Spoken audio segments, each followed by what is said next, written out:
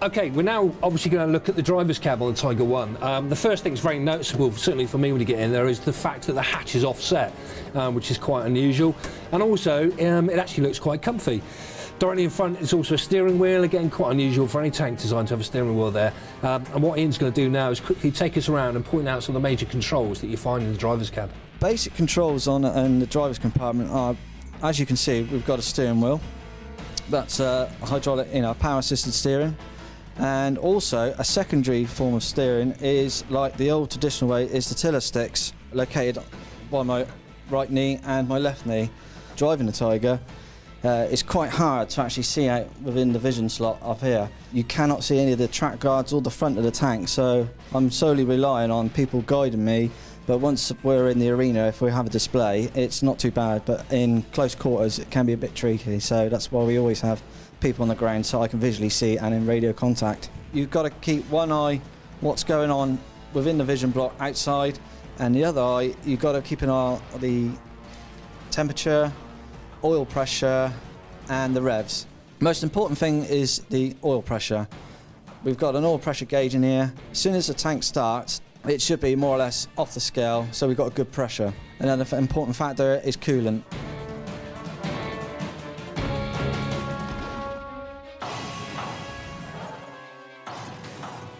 Other controls are, to my right, your choke lever.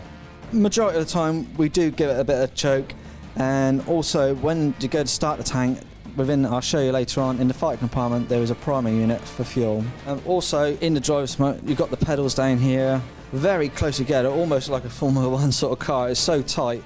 If you've got big boots on, it's quite awkward to drive. You've got the accelerator pedal, brake, clutch, just like on a car. And also running right in front of you, you've got the output shafts, the drive shafts on the gearbox through the steering assembly, brake assembly out to the final drives.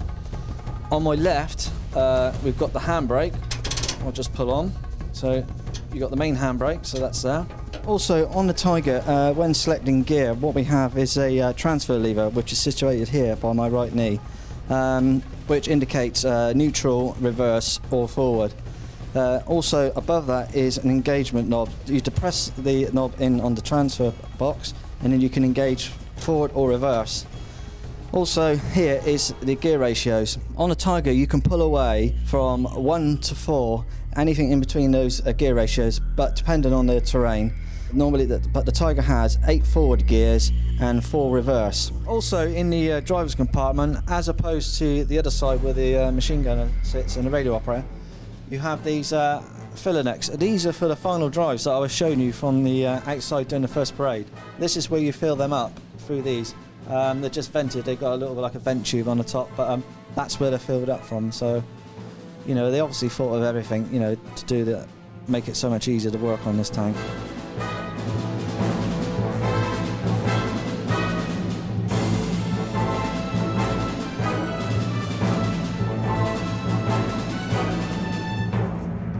Where we are now, we're in the fighting compartment. Underneath our feet is the turret floor, and housed underneath there is the batteries. Normally on the original Tiger there would have been about 4 batteries, but we've been modified this one just to run on the 2 batteries. So they would be under the turret floor, they would be reconnected and checked, obviously, make sure they got enough charge to start the Tiger. The secondary bit for the starting sequence is, here we have a primer, a fuel primer, which can fill the carburetors up with fuel. So what it usually takes is about 6 to 8 pumps on the primer, and then it gives it enough fuel within the carbs to start the engine. So there's the primer. Down to the right here is the fuel valves for the fuel tank. There's one on the right here, and there's also another one on the left over there, but we do not use those 2 tanks. It's just solely the ones on the right hand side. So they would be switched to position 3, which is main fuel tank. Position 2 is reserve, and position 1 is fully off. So the fuel valves are we always keep them off all the time until we use the vehicle. So that will be turned on number 3 to start the tank, and also the main switch of it all is the master switch, the main power. So once that's initiated and turned on, then it's down over to the driver to start the tank. If there's any problems or there's anything that's going to happen, or there's a suspect fuel leak or fire, you turn the master switch off straight away and kill the fuel. That's why when we first parade it and start the tank, you've always got 2 or 3 people with you to help you out, fire watch and for safety reasons. So right, if we take it from the master switch is on and the fuel was turned on, the next point of call is for me to start the tank itself.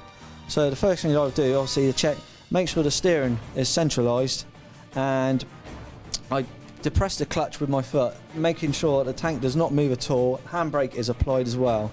On the side of the gearbox here is a little black knob, and that engaged, when you push that, that can engage the forward or reverse motion of the tank for the transfer lever. What I do is I make sure the transfer lever is in neutral, and then what I do is we've got the ignition panel here, hence the ignition key, and then I click twice, 1, 2, and then the ignition should come on and should be ready for the start.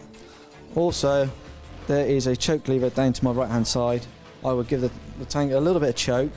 The guy in the back as well, they would prime the engine with a few pumps on the fuel primer, so the engine's got plenty of fuel in it ready to fire up. And then you press the ignition switch, and then the tank will fire up, and usually I take it up to about 1000 RPM. If I let the tank idle too much, it sort of like clogs itself up, it starts to choke, so it's nice to start out and give it a good 1000 revs, and then it clears it out and it warms the tank up a lot quicker. And then eventually I'll take the choke off, and then hopefully she'll start warming up nicely then.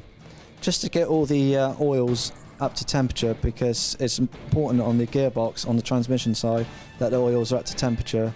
If they're not up to temperature, then it makes the gear selection very hard. So basically that's it.